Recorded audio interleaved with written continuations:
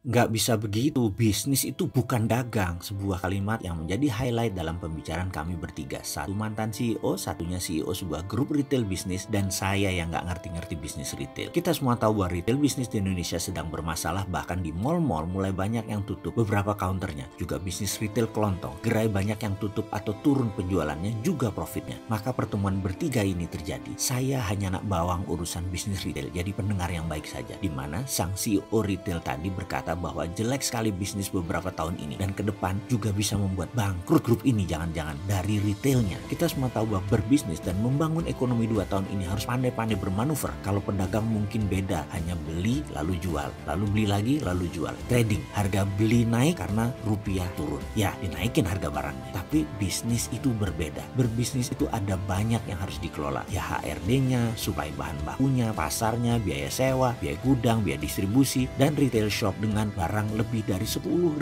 jenis membuat manajemen harus sangat detail. Menjawab kalimat sang CEO retail tadi, berkomentarlah mantan CEO retail sebelumnya yang dibeli oleh grup baru itu dengan kalimat di awal video ini. Dia melanjutkan dengan kalimat bertanya, "Survei terakhir kapan mas terhadap lingkungan?" Kata mantan CEO itu bertanya. Dengan agak gelagapan sang CEO retail berkata, "Belum, survei apa ya?" "Begini," kata mantan CEO, "kamu itu harusnya setiap 3 bulan pasar itu disurvei. Pasar adalah orang yang dalam radius 10 menit datang ke toko kita, orang yang 30 menit datang ke store kita, dan orang yang berjarak 1 jam ke toko kita. Mereka itu adalah most likely datang ke toko kita karena kita wholesaler retail setelah pabrik. Maka hitungan jangan sampai jarak 2 jam. Kalau minimarket ya jaraknya tidak lebih 10 menitan. Lebih dari itu males mereka, udah nganggep jauh." Hasil survei ini menentukan barang apa yang mau kita jual dan susunan raknya bagaimana. Jangan statis diam saja atau jangan berdasarkan feeling. Kayaknya bosen diganti Bisnis itu science, bukan art. Bisnis itu eksakta, ilmu pasti, bukan karya seni. Semua harus ada kalkulasinya. Sekarang saya tanya, dia terus menyerocos. Di sebuah alamat toko, itu tokomu yang dekat Lebak Bulus, di mana sisi kanan masuk kamu buat toilet baru. Pertanyaan saya, koridor mana yang menanggung biaya renovasi toilet tersebut? Atau pos parkir yang digeser karena ada proyek MRT? Pertanyaannya, jualan section mana yang menanggung biaya tersebut? Terlihat otak CEO grup tersebut mulai hang. Apalagi saya, dia hanya CEO grup bukan CEO chain retail shop. Namun dari wajahnya terlihat dia tidak mengerti science dari dunia retail. Sekali lagi, apalagi saya si Sontoloyo ini. Sang mantan CEO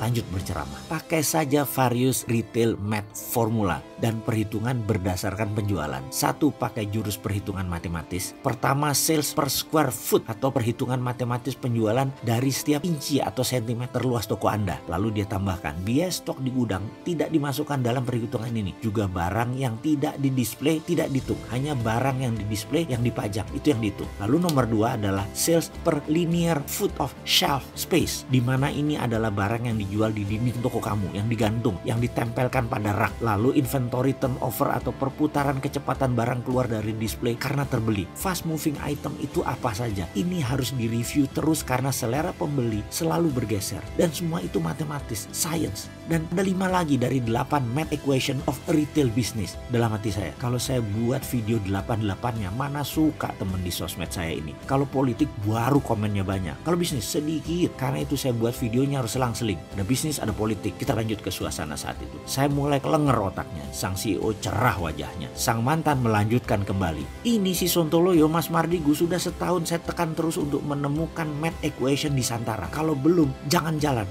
Baru setengah sudah dia luncurkan. Gila ini orang emang, katanya. Saya berargumen, "Bos, Anda profesional employee berangkatnya, saya wirausaha murni berangkatnya. Peluang itu ambil harus cepat-cepat dan di awal. Beta format nggak apa-apa, disempurnakan sembari jalan. Toh bisnis kita blue ocean, kendalanya edukasi. Kalau red ocean banyak retail shop kayak gini ya ribet." Saya lirik sang CEO mantuk-mantuk kepalanya. Dia menulis dan mencatat di iPad-nya apa yang sang mantan CEO katakan. Dan pastinya tidak mendengar argumen saya dengan mantan CEO yang terus melebar. Dan sekarang beliau emang jadi komisaris saya di beberapa perusahaan. Saya bertahan, komisaris menyerang. Seperti hubungan kami 4 tahun terakhir dalam bisnis kami. Argumen terus, belajar terus.